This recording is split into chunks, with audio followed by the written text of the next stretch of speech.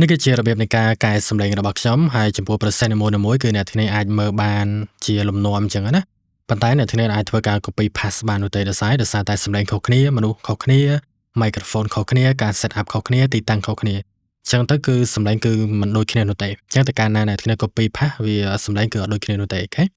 ប៉ុន្តែអ្នកធានាអាចមើលបានជា concept ឬក៏ជា process អញ្ចឹងចំពោះ process នេះគឺខ្ញុំនឹងអឺរៀបចេញពី0ទៅតែម្ដងអញ្ចឹងនេះគឺជាសំឡេងរបស់ខ្ញុំ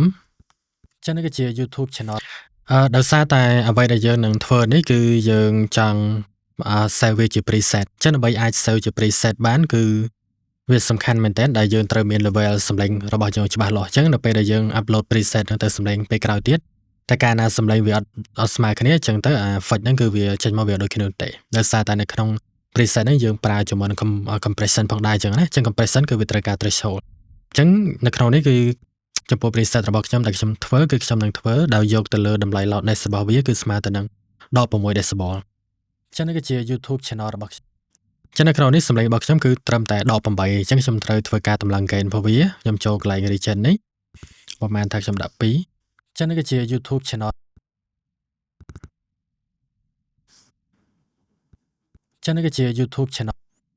អូខេចឹងឧបមាថាខ្ញុំយកសំឡេងបែបនេះចុះអូខេយកកម្រិតសំឡេងបែបនេះចឹងមុនដំបូងគឺយើងខ្ញុំប្រើជាមួយនឹង EQ ដើម្បីធ្វើការកាត់នៅផ្នែកគេថា low end ហើយជាមួយនឹង high end ផងដែរហើយក៏ត្រូវធ្វើការទម្លាក់នៅកន្លែង mid ផងដែរចឹងដោយសារតែខ្ញុំចាប់អារម្មណ៍ឃើញថាសំឡេង mid របស់ខ្ញុំវារៀងឡើងខ្ពស់ពេកអូខេហើយកន្លែង bass ហ្នឹងក៏រៀងឡើងខ្លាំងដែរចឹងមុនដំបូងគឺខ្ញុំកាត់វាចឹងខ្ញុំកាត់ប្រហែលជាខ្ញុំប្រើយក6 dB octave ចឹងនៅក្នុងនេះប្រហែលជាខ្ទង់30អូខេខ្ញុំអត់ចង់ឲ្យវាទៅខ្លាំងពេកនោះទេដើម្បីបង្ការនៅបញ្ហាជាមួយនឹង face issue អូខេហើយមួយទៀតគឺផ្នែក high end នេះគឺខ្ញុំទម្លាក់វានៅក្នុងមានន័យថាយើងសំឡេងចាប់ពី16000ឡើងគឺយើងកាត់ចោលតែម្ដងចឹងនៅក្នុងនេះគឺ16000 decibel នេះគេចំពោះ octave របស់វាខ្ញុំយក30អូខេ maybe 18ចុះអូខេខ្ញុំចាប់អារម្មណ៍ឃើញថាសំឡេងរបស់ខ្ញុំគឺវាមាន bass ខ្លាំងអូខេចឹងនេះគឺជា YouTube channel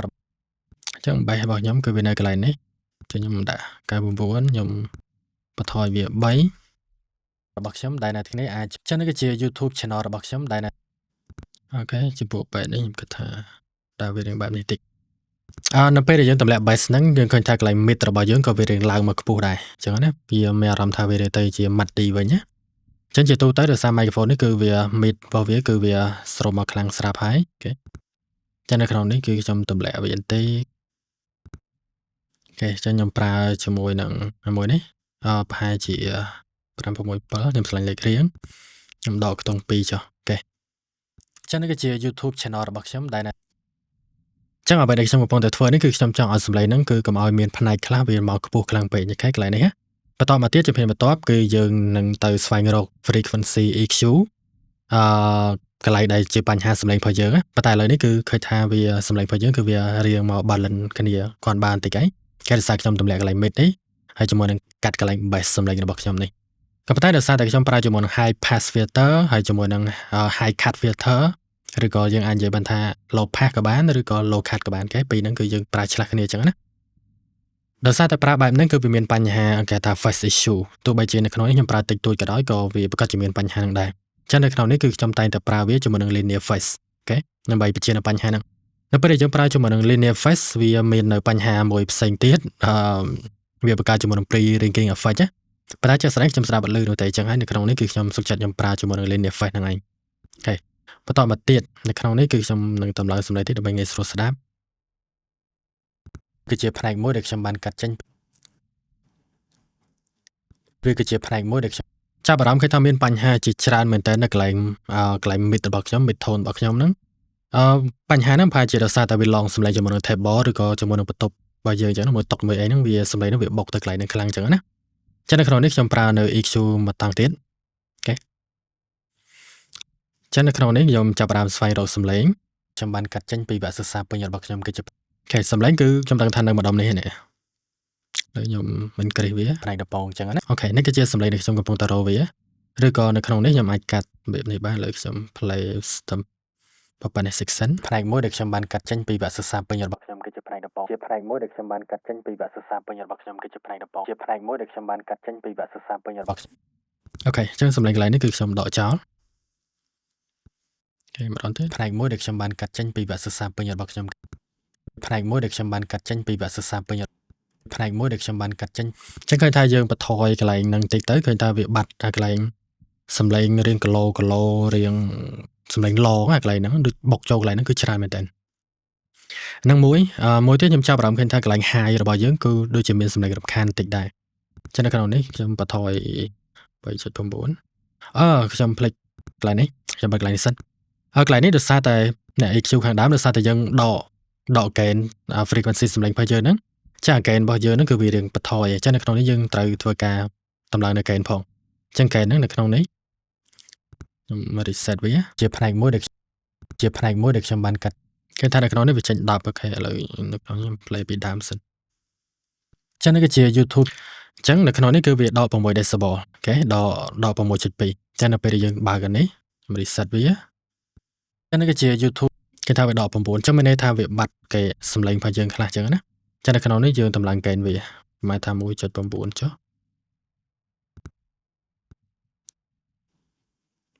អញ្ចឹងនេះគឺជា YouTube អូខេវារៀងលើសបន្តិចយើងធ្វើយ៉ាងណាក៏ដោយសម្លេងហ្នឹងគឺឲ្យវាមកដូចដើមវិញមានន័យថាយើងចង់រក្សាកម្រិតសម្លេងហ្នឹងគឺឲ្យវានៅដូចដើមដូចសោះស្ដាមរបស់យើងអញ្ចឹងណាគេយើងចង់រក្សាវារបៀបហ្នឹងចំពោះសម្លេងលឺខ្សោយឬក៏ខ្លាំងអាហ្នឹងយើងចាំធ្វើវានៅក្នុងផ្នែក mastering អូខេអញ្ចឹងនេះគឺជា YouTube អូខេអញ្ចឹងខ្ញុំគិតថាប៉ុណ្្នឹងហើយឥឡូវចូលដល់សម្លេងកន្លែងនេះអូខេសម្លេងកន្លែងនេះបញ្ហាគឺវានៅក្នុង section មួយនេះផ្នែកមួយដែលខ្ញុំបានកាត់ចេញពីវគ្គសិក្សាពេញរបស់ខ្ញុំគឺជាផ្នែកដំបូងជាផ្នែកមួយដែលខ្ញុំបានកាត់ចេញពីវគ្គសិក្សាពេញរបស់ខ្ញុំគឺជាផ្នែកដំបូងជាផ្នែកមួយដែលខ្ញុំបានកាត់ខ្ញុំចាប់អារម្មណ៍គេថាដូចសម្លេងខ្លាំងហ្នឹងដូចមានបញ្ហាមួយទៀតដែលសម្លេងតូចមួយនេះផ្នែកមួយដែល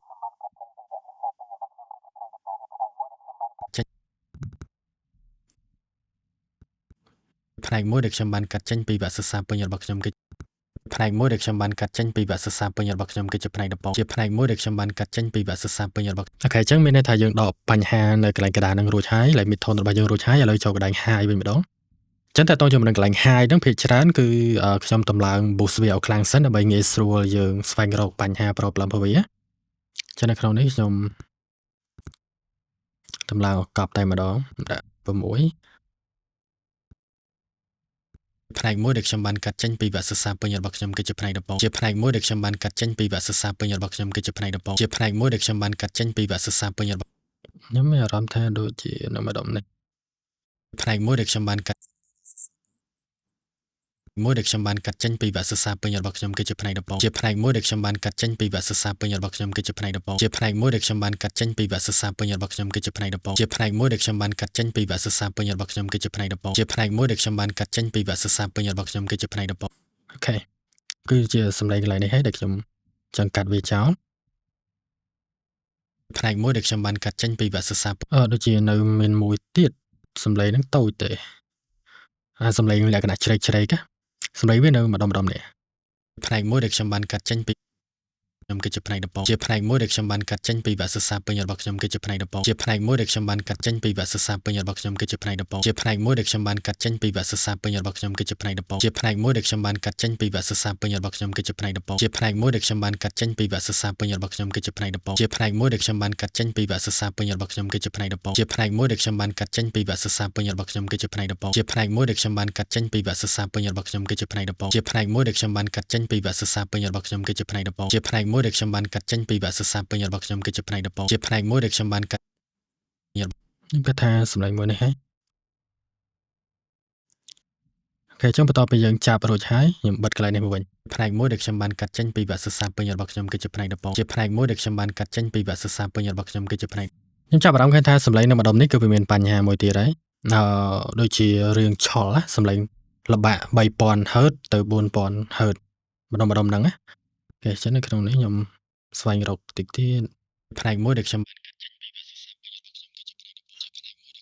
ចេញពី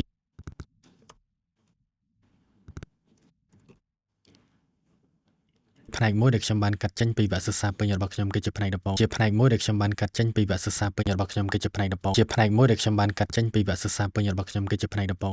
ចាំមានន័យថាយើងចាប់ផ្ដើមស្វែងរកបញ្ហាជាច្រើននៅក្នុងសម្លេងរបស់យើងរួចអស់ហើយទោះវាស្មើសាច់ស្មើឈាមហើយវាមកវិញអញ្ចឹងណាអូខេចាំបន្តមកទៀតគឺយើងត្រូវតម្លើងកេនរបស់វាអញ្ចឹងយើងកេនរបស់យើងមុនពេលដែលអត់ទាន់ដាក់វាឥឡូវខ្ញុំទៅអូខេខ្ញុំទៅខាងដើមបណ្ដោយទៅចឹងនេះគឺជា YouTube channel របស់ខ្ញុំដែលចឹង 6.2 ចឹងនៅពេលដែលយើងបើកចឹងនេះគឺជា YouTube ចឹងដក7ចឹងមិនថាវារៀងខ្សោយជាងមុនចឹងនៅក្នុងនេះខ្ញុំតម្លើង gain ផែជា 1.6 មើលសិនចឹងនេះគឺជា YouTube គេ 1.6 រៀងលើសហើយខ្ញុំគិតថា 1.3 ចឹងនេះគឺជា YouTube channel របស់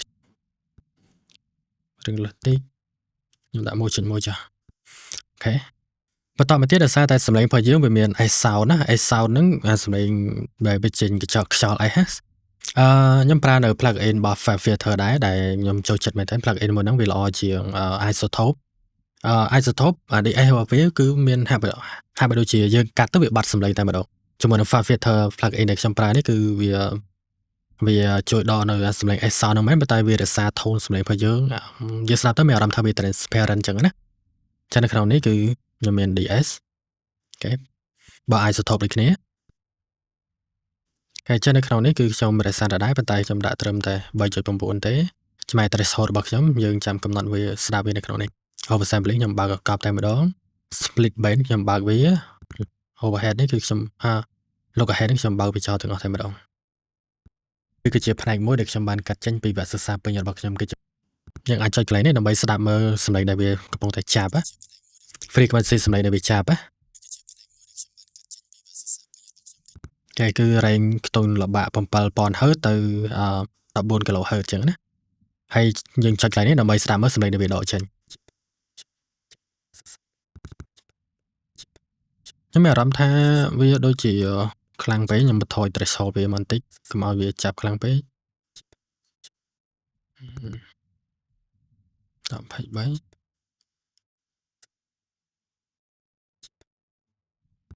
វាគឺជាផ្នែកមួយដែលខ្ញុំបានកាត់ចេញពីវគ្គសិក្សាពេញរបស់ខ្ញុំគឺជាផ្នែកដំបូងវាគឺជាអូខេបន្តមកទៀតយើងចង់ឲ្យសម្លេង frequency របស់យើងទាំងអស់គឺវាមកទៅវា smooth ដោយសារតែសម្លេងរបស់យើងfrequency សម្លេងមួយ bass ក្តី mid ក្តី high ក្តីហើយ high end ក្តីពេលដែលយើងនិយាយទៅសម្លេងហ្នឹងវាអត់ស្មើសាច់គ្នានោះទេមានន័យថាតាមពាក្យនីមួយវាខ្លះវាឡើងខ្លាំងខ្លះទៅវារៀងទាបអញ្ចឹងណាអញ្ចឹងយើងចង់ control ជាមួយនឹង dynamic range សម្លេងរបស់យើងតាមរយៈ frequency នីមួយហ្នឹងចឹងដើម្បីអាច control វាបានគឺយើងមាននៅ plugin មួយគេហៅថា multiband compression ហ្នឹងដូចឈ្មោះរបស់វាអញ្ចឹងវាធ្វើការ compress មានន័យថាវាធ្វើបង្ហាប់សម្លេងរបស់យើងអញ្ចឹងណាវាមិនដូចជាមួយនឹងEQ នៅទៅ EQ យើងបន្ថយវាតាមរយៈ gain compression គឺ control វាជាមួយនឹង ratio មានន័យថាវា compress ឲ្យវាណែនវាមានគុណសម្បត្តិហើយជាមួយនឹងគុណវិបត្តិរបស់វាបើសិនបើយើងប្រើខ្លាំងពេកវាទៅជា overdo វា over compress ស្រាប់ទៅវាណែនខ្លាំងពេកចំណែកគុណសម្បត្តិបើសិនបើយើង set up បានត្រឹមត្រូវហើយសម្លេងរបស់យើងស្ដាប់ទៅវា smooth ចឹងណាតាម frequency range មួយហ្នឹងអូខេចឹងនៅក្នុងនេះគឺខ្ញុំប្រើនៅ plugin របស់ Fab Filter នឹងដដែលមូលហេតុដែលខ្ញុំឆ្លាញ់ plugin ចេញពីក្រុមហ៊ុនមួយហ្នឹងដោយសារតែវា transparent វាស្ដាប់ទៅវាព្រោះហើយខ្ញុំបានធ្វើការ compare វាជាមួយនឹង stock plugin របស់ Logic Pro នឹងដែរឃើញថាអានេះល្អជាងចឹងណាសំខាន់វាមាន oversampling អញ្ចឹង oversampling ជាទូទៅគឺខ្ញុំតែងតែដាក់វាកប់តែម្ដងអូខេខ្ញុំដាក់ 4x បែបហ្នឹងខ្ញុំឃើញ oversampling ដល់ទៅ32x ជាមួយនឹង compression C3 ដែលចេញនេះហើយចំពោះ multiband នេះគឺអត់ទាន់ update នោះទេតែខ្ញុំសង្ឃឹមថាគេនឹងអាច update ឆាប់ចឹងណាបើគេ update ទៅប្រហែលថា Pro MB2 ចឹងទៅខ្ញុំជឿថាគេប្រកាសជាដាក់ oversampling ដល់ទៅ 32x ហើយចឹងបើដាក់ដល់ប៉ុណ្ណឹងក៏ខ្ញុំនឹងប្រើដែរដើម្បីធ្វើឲ្យសម្លេងរបស់ខ្ញុំវារៀង transparent ចឹងណាអូខេចឹងនៅក្នុងនេះខ្ញុំចែកវាជា4 band សារវាភ្ជាប់តែម្ដងអូខេខ្ញុំទាញវារបៀបនេះអូខេអញ្ចឹង band ទី1របស់យើង control កន្លែង bass អញ្ចឹង bass វាប្រហែលជាខ្ទង់130ខ្ញុំចូលល្បាក់130ចំណែកឯកន្លែង mid sound របស់យើងនេះគឺខ្ញុំយកខ្ទង់6ជាងអូខេចំណែកកន្លែង high របស់យើងនេះខ្ញុំយកឡើយនៅក្នុងនេះខ្ញុំវាយលេខរៀងបណ្ដោយទៅខ្ញុំចុចលេខរៀងខ្ញុំចុច1 2 3 4អូខេចំណែកនេះដូចជា6 7 8 9ខ្ញុំដាក់តាមលេខរៀងអញ្ចឹងណា ចឹងនេះគឺជា frequency band នីមួយៗដែលយើងបានចែកហើយនៅក្នុងនេះcompress ខ្ញុំអត់ចង់ឲ្យវា compress ខ្លាំងពេកនៅក្នុងនេះកន្លែង ratio របស់ខ្ញុំដាក់ត្រឹម2ឬក៏3ប៉ុណ្្នឹងឯងអូខេហើយចំពោះ local head គឺខ្ញុំប្រើ3ទាំងអស់តែម្ដងអូខេបន្តមកទៀតយើងត្រូវកំណត់កន្លែង threshold នោះមានន័យថាសម្លេងរបស់យើងបើសិនណាបើយើងនិយាយខ្លាំងកន្លែង threshold របស់យើងអាចកំណត់លេខទាបបានអញ្ចឹងក៏វា compress ដែរតែបើថាយើងនិយាយសោយើងត្រូវកំណត់ខ្លាំងអញ្ចឹងហើយបានជាតាំងពីខាងដើមវីដេអូហ្នឹងគឺខ្ញុំបាននិយាយរួចហើយថា preset របស់យើងដែលយើងនឹងបង្កើតនេះខ្ញុំចង់ធ្វើវាឲ្យត្រូវគ្នាជាមួយនឹងដក6 decibel អញ្ចឹងណាចឹងនៅក្នុងនេះនៅពេលដែលយើងកំណត់ threshold ហើយយើងសេវាជា preset ចឹងនៅពេលដែលយើងសេវជា preset សម្លេងលើក្រោយទៀតយើងគ្រាន់តែកំណត់កេរនៅដក6 decibel ទៅចឹងអាចគ្រប់យ៉ាងដែលយើងបាន set ឥឡូវហ្នឹងគឺវាដំណើរការដូចគ្នាទាំងអស់តែម្ដងចឹងនៅក្នុងនេះខ្ញុំចាប់ផ្ដើម play ហើយយើងមើលកំណត់ threshold ទៅតាមបែបនីមួយៗចឹងណាពីព្រោះកម្រិតសម្លេងហ្នឹងអត់ស្មើគ្នាទេអាកន្លែង low bass នេះវាសម្លេងវាធ្ងន់ចឹងទៅ threshold វាគឺរឿងខ្ពស់ដែរចឹងណាអូខេចឹងនៅក្នុងនេះខ្ញុំដាក់140 pro ទៅអូខេឥឡូវយើងចាប់ផ្ដើមជាមួយនឹង low មុនគេវាគឺជាផ្នែកមួយដែលខ្ញុំបានកាត់ចេញពីវគ្គសិក្សាចឹងគេថា low របស់យើងវាអត់ compress អស់ចឹងយើងមានន័យថាយើងត្រូវតម្លើងលេខចឹងឥឡូវខ្ញុំដាក់តម្លើង23គឺជាផ្នែកមួយដែលខ្ញុំបានកាត់ចេញពីវគ្គសិក្សាព្រោះយ៉ាងណាក៏ដោយឲ្យកន្លែងនេះវារៀងកើឲ្យវា compress ចុះណាអូខេចឹងតម្លៃលេខខ្ញុំយកដក24វាគឺជាផ្នែកមួយដែលខ្ញុំបានកាត់ចេញពីវគ្គសិក្សាពេញរបស់ខ្ញុំគឺជាផ្នែកដំបូងវាគឺជាផ្នែកមួយដែលចំណែក mid របស់យើងនេះវាមានអារម្មណ៍ថាវាដូចជា compress ខ្លាំងពេកចឹងនៅក្នុងនេះខ្ញុំដកវាបន្តិចដកមកដក6វិញកុំឲ្យវាខ្លាំងពេកវាគឺជាផ្នែកមួយដែលខ្ញុំបានកាត់ចេញពីវគ្គសិក្សាពេញរបស់ខ្ញុំគឺជាផ្នែកដំបូងវាគឺជាផ្នែកមួយដែលខ្ញុំបានកាត់ចេញចំណែក high របស់យើងនេះវាដូចអត់សូវ compress សោះអញ្ចឹងយើងត្រូវតម្លើង threshold របស់យើងតិចមកខ្ញុំគាត់ថាដល់22វាគឺជាផ្នែកមួយដែលខ្ញុំគេដល់22ធំពេកដល់21វាគឺជាផ្នែកមួយដែលខ្ញុំបានកាត់ចេញពីវគ្គសិក្សាពេញរបស់ខ្ញុំគឺជាផ្នែកដំបូងវាគឺជាផ្នែកមួយដែលខ្ញុំបានចំណែកឯ high end របស់យើងកន្លែង air របស់យើងនេះគឺអត់ compress សោះតែម្ដងអញ្ចឹងនៅក្នុងនេះដល់23គឺជាផ្នែកមួយដែលខ្ញុំបានកាត់ចេញពីវគ្គសិក្សាពេញរបស់ខ្ញុំគឺជាផ្នែកដំបូងវាគឺជាផ្នែកមួយដែលខ្ញុំបានកាត់ចេញពីវគ្គសិក្សាពេញរបស់ខ្ញុំគឺជាផ្នែកដំបូងឥឡូវខ្ញុំបិទវាសិនវាគឺជាផ្នែកមួយដែលខ្ញុំបានកាត់ចេញពីវគ្គសិក្សាពេញរបស់ខ្ញុំគឺជាផ្នែកដំបូងវាគឺជាផ្នែកមួយដែលខ្ញុំបានកាត់ចេញពីវគ្គសិក្សាអញ្ចឹងយើងស្រាប់ទៅមានអារម្មណ៍ថាសម្លេងរបស់យើងវារៀង smooth ជាងមុនវាអត់សូវក្លុកក្លាក់ឡើងចុះទៅតាម frequency range នីមួយៗអញ្ចឹងណាហើយបន្តមកទៀតយើងកំណត់តម្លើង gain របស់វាពីព្រោះ gain គឺវាបាត់ទៀតហើយឥឡូវខ្ញុំស្ដាប់ខាងដើមនេះខាងដើមរបស់យើងនេះចឹងនេះគឺជា YouTube អូខេ6ដក3ដក 6.3 នេះគឺជា YouTube channel ចឹងលើដក10ចឹងមានន័យថាវាបាត់អស់លេងហើយចឹងនៅក្នុងនេះខ្ញុំតម្លើង2ចឹងនេះគឺជា YouTube channel របស់ខ្ញុំតម្លើង2ឬធំពេកហើយ1.3ចឹងនេះគឺជា YouTube channel របស់ខ្ញុំដែលអូខេខ្ញុំគិតថា 1.3 នេះគឺជា នេះគឺជា YouTube channel របស់ខ្ញុំចឹងនេះគឺជា YouTube channel អូខេចឹងគឺប៉ុណ្ណឹងហើយតទៅនឹងទៀតគឺយើងចង់ធ្វើការបើយើងធៀបទៅនឹងការ color grade អានេះវាចូលលក្ខណៈគេថា apply នៅ LUT បញ្ចូលណា apply នៅ look បញ្ចូលណាអញ្ចឹងតាមពិតទៅ microphone ដែលខ្ញុំប្រើនេះវាមាន profile សំឡេងព្រោះមកស្រាប់ហើយតែខ្ញុំចូលចិត្តថា profile សំឡេងដែលខ្ញុំចង់បានច្រើនជាងអញ្ចឹងយើងមានពីរជម្រើសទី1យើងអាចប្រើ EQ ឬក៏ជម្រើសមួយទៀតគឺយើងប្រើជាមួយនឹង multiband compression នឹងដូចគ្នាខ្ញុំនឹងប្រើជម្រើសជាមួយនឹង multiband compression ដោយសារតែធម្មតាពេលយើងតម្លើងយើងក៏ចង់ឲ្យសំឡេងហ្នឹងវារៀង smooth ដែរមិនចេះតម្លើងទៅទាំងអស់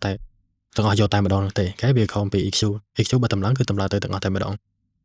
ចឹងហើយបានជាខ្ញុំនឹង prefer ជាមួយនឹង multiband compressor ដើម្បីធ្វើការ switch នៅ sound របស់ខ្ញុំណាអូខេចាឥឡូវខ្ញុំប្រើវាម្ដងទៀតហើយដូចសមម្ដងខ្ញុំនឹងប្រើ oversampling ដាក់វា 4x បែបនេះ oversampling ហ្នឹងបើយើងគិតទៅបើធៀបទៅនឹងកាមេរ៉ាយើងធ្លាប់លើកនិយាយថាកាមេរ៉ា 4K hot 4K ប៉ុន្តែវាជាការ oversampling ចេញពី 6K ចាំមានន័យថាគុណភាពរបស់វារៀងល្អអញ្ចឹងឬក៏បើយើងកែ color នៅក្នុង note នៅក្នុង DaVinci អា color space transform ពីច្រើនគេផ្លាស់ប្ដូរពី transform Resolve online ទៅ color transform ដែលមាន color ធំដូចជា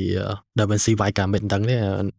តែតោះជាមួយ color ហ្នឹងមូលហេតុដែលគេផ្លាស់ប្ដូរបែបហ្នឹងដើម្បីយើងធ្វើការនៅក្នុង color space ដែលធំវាអត់សូវមានបញ្ហាតែតោះជាមួយការ clip ពណ៌ clip អីចឹងណាតោះមកបានគេ transform ត្រឡប់មកក្រោយវិញគឺត្រឡប់មក Resolve online វិញហើយ oversampling ហ្នឹងរបៀបចឹងឯងគឺ sample rate ដែលfile របស់ខ្ញុំនេះដូចជា48អាហ្នឹងគឺជា standard តែម្ដង48 kHz ណាចឹងដល់ពេល oversampling ទៅជាគុណនឹង4ហ្នឹងទៅវាធំអញ្ចឹងមានន័យថា compressor ហ្នឹងវាធ្វើការនៅក្នុង sample rate ដែលធំបន្ទាប់មកបានវា បានវាreturn ឬក៏វាត្រឡប់មកអា sample rate បញ្ចេញដើមរបស់យើងវិញអញ្ចឹងណាចា៎បានជានៅពេលដែលយើងបើកបែបហ្នឹងទៅធ្វើឲ្យសម្លេងរបស់យើងវារៀង transparent នៅពេលដែលយើងប្រើជាមួយនឹង compression ហ្នឹងនេះជាមូលហេតុដែលខ្ញុំចូលចិត្ត compression ហ្នឹងអូខេចឹងចំពោះរសជាតិដែលខ្ញុំចង់បានគឺខ្ញុំចង់តម្លើងhigh របស់ខ្ញុំកន្លែងនេះហើយខ្ញុំចង់ទម្លាក់ mid របស់ខ្ញុំកន្លែងនេះអូខេឥឡូវ mid នេះគឺកំតន់ខ្វល់ខ្ញុំចុចបិទសិនយើងតម្លើង high ក្នុងនេះរបស់ខ្ញុំដែលនៅទីនេះអាចចូលទៅមើលមេរៀនបានដោយ free ហើយចំពោះមេរៀនដែល free ហ្នឹងគឺអាចនិយាយបានថាវាគឺជាផ្នែកមួយដែលខ្ញុំបានកាត់ចេញពីវគ្គសិក្សាពេញរបស់ខ្ញុំគឺជាផ្នែកដំបូងអញ្ចឹងណា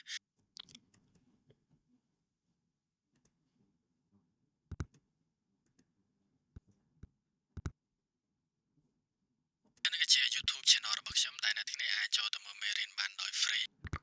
ហើយអញ្ចឹងខ្ញុំចង់តម្លើងកន្លែងនេះខ្ញុំតម្លើងវា2ឬក៏1.9បានហើយទន្ទឹមនឹងការតម្លើងបើសិនបើវាជ្រុលពេកគឺខ្ញុំចង់ធ្វើការ compress ដែរអញ្ចឹង compress គឺខ្ញុំ compress ត្រឹម3បានអូខេនេះគឺជា YouTube channel របស់ខ្ញុំដែលនៅទីនេះអាចចូលទៅមើលមេរៀនបានដោយ free វាអត់សូវ compress ខ្ញុំដក9ហើយនេះគឺជា YouTube channel របស់ខ្ញុំដែលនៅទីនេះអាចចូលទៅមើលមេរៀនបានដោយ free ឃើញថាកន្លែង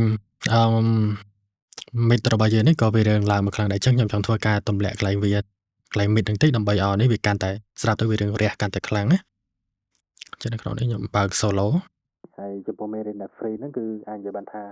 វាគឺជាផ្នែកមួយដែលខ្ញុំបានកាត់ចេញពីវគ្គសិក្សាពេញរបស់ខ្ញុំគឺជាផ្នែកដំបូងអញ្ចឹងណា YouTube channel របស់ខ្ញុំដែលនៅទីនេះអាចចូលទៅមើលមេរៀនបានដោយ free ហើយចំពោះមេរៀនដែល free ហ្នឹងគឺជា YouTube channel របស់ខ្ញុំដែលនៅទីនេះអាចចូលទៅមើលមេរៀនបានដោយ free ហើយចំពោះមេរៀនដែល free ហ្នឹងគឺអាចនិយាយបានថាវាគឺជាផ្នែកមួយដែលខ្ញុំបានអញ្ចឹងក្នុងនេះខ្ញុំដាក់ratio របស់វាត្រឹមតែ3ទេវា compress 3នេះទៅបានកាត់ចេញ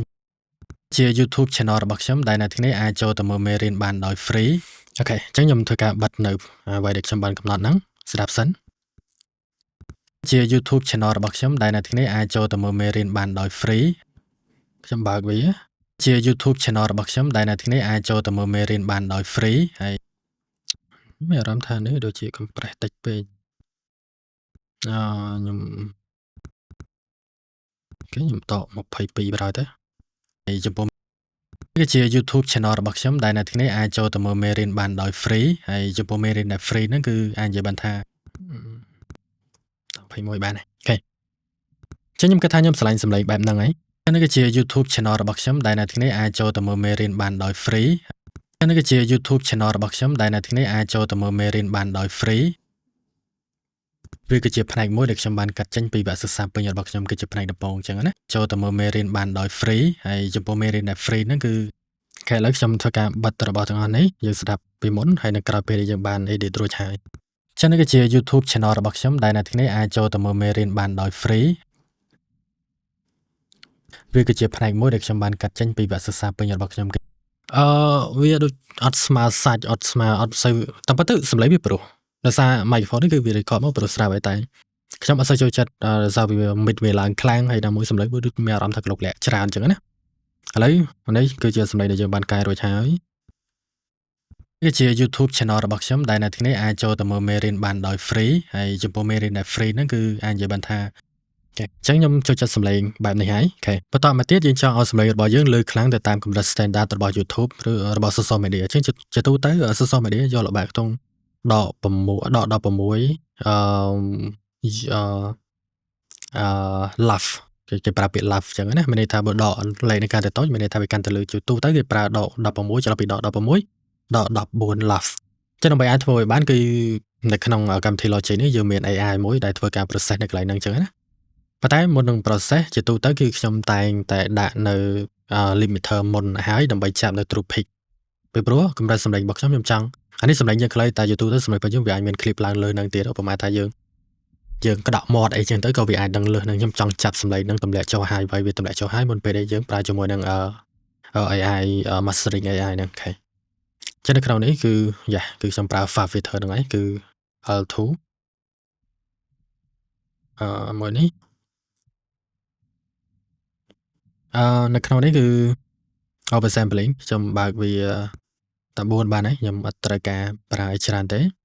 ចឹងនៅក្នុងនេះខ្ញុំបូក6ក្នុងនេះខ្ញុំដក6ដើម្បីយកកម្រិតសំឡេងប៉ុណ្ណឹងនេះគឺជាចំណុចមួយដែលខ្ញុំអត់ចូលចិត្ត plug in មួយហ្នឹងជាទូទៅបើសិនណាបើយើងប្រហែលថាយើងកំណត់ដល់6បែបនេះសំឡេងរបស់យើងគឺថយចុះអ្នកគ្នាគេចឹងនៅក្នុងនេះកន្លែងនេះខ្ញុំដាក់មក0ធម្មតាវិញចាំស្ដាប់សំឡេងដើមនេះគឺជា YouTube អូខេនេះគឺជាសំឡេងអត់តដាក់វានេះគឺជា YouTube channel របស់ខ្ញុំដែលអ្នកគ្នាអាចចូលឃើញវាបន្ថយសំឡេងទេជាទូទៅចំពោះ limiter ខ្ញុំអត់ចង់បានបែបហ្នឹងទេខ្ញុំចង់កំណត់អាសំឡេងនេះឲ្យវាបើសិនណាបើសំឡេងវាលើសហ្នឹងគឺឲ្យវា compress ឬក៏ឲ្យវាវាយទម្លាក់ចុះមកឲ្យហើយម្ដងទៅណាតែយើងចុចបែបហ្នឹងទៅអត់បាននោះទេបើសិនបើយើងចង់បាន6បែបហ្នឹងយើងត្រូវឲ្យតម្លើងនេះ6ដែរអញ្ចឹងណាខ្ញុំអត់យល់ដែរហេតុអីបានជាគេកំណត់ទៅរបៀបហ្នឹងវិញពីព្រោះខ្ញុំធ្លាប់ប្រើ plug in ផ្សេងគឺអត់ចឹងនោះទេយើងកំណត់តែ ceiling ហើយគឺចប់យកតែម្ដងដូចជាបោះ wave ហ្នឹងយើងកំណត់តែ ceiling ទេអូខេចឹងនៅក្នុងខ្ញុំដាក់6មកកុំឲ្យឆ្ងាយច្រើនពេកតែប៉ុណ្្នឹងឯងអូខេនេះគឺជា YouTube ចាប់ប៉ុណ្្នឹងមកគឺយើងប្រើជាមួយនឹង AI mastering ចឹងនៅក្នុងនេះយើងចុចកន្លែងនេះមកចឹងពេលដែលយើងចុចគឺវានឹងសិក្សាទៅលើសំឡេងរបស់យើងចឹងនៅក្នុងនេះវាមានទាំង EQ មានទាំងអីតែជាទូទៅខ្ញុំអត់ប្រើនោះទេដោយសារយើងកំណត់ EQ ឲ្យដល់ខ្លួនឯងហើយខ្លាំងកន្លែងនេះគឺវានឹងលើខ្លាំងមែនតែឥឡូវខ្ញុំ re-analyze វាម្ដងទៀតអូខេរបស់ខ្ញុំដែលអ្នកទាំងនេះអាចចូលទៅមើលមេរៀនបានដោយ free ឃើញថាតើតើជាមួយនឹង live របស់យើងហើយចំពោះមេរៀនដែល free ហ្នឹងគឺអាចនិយាយបានថាវាលើសហើយវាឡើងដកដល់3ហើយចឹងនៅក្នុងនេះវាលើខ្លាំងពេកខ្ញុំអត់ចង់ទេខ្ញុំចង់ទម្លាក់តិចកុំឲ្យវាលើខ្លាំងពេកវាគឺជាផ្នែកមួយដែលខ្ញុំបានកាត់ចេញពីក្នុងនេះបើសិនណាបើយើងចង់ add saturation ឲ្យសំឡេងរបស់យើងវារៀងប្រៃជាងហ្នឹងមានន័យថាស្ដាប់ទៅវារៀងជះជាងហ្នឹងខ្ញុំប្រើជាមួយនឹង excited អានេះគឺ add saturation ណាបាទសិក្សាពេញរបស់ខ្ញុំគឺជាផ្នែកដំបូងអញ្ចឹងណានេះគឺជា YouTube channel របស់ខ្ញុំដែលអ្នកទាំងថាឡើងដកដល់12ចឹងនៅក្នុងនេះវានៅតែលឺខ្លាំងខ្ញុំដកប៉ុណ្ណេះចុះនេះគឺជា YouTube channel របស់ខ្ញុំដែលអ្នកទាំងនេះអាចចូលទៅមើលមេរៀនបានដោយ free ហើយ bypass ហើយចំពោះមេរៀនដែល free ហ្នឹងគឺអាចនិយាយបានថាវាគឺជាផ្នែកមួយដែលខ្ញុំនេះគឺជា YouTube channel របស់ខ្ញុំដែលអ្នកទាំងនេះអាចចូលទៅមើលមេរៀនបានដោយ free ហើយចំពោះមេរៀនដែល free ហ្នឹងគឺអាចនិយាយបានអូខេចឹងប៉ុណ្្នឹងឯងតើតើជាមួយនឹងការ edit សំឡេងរបស់ខ្ញុំ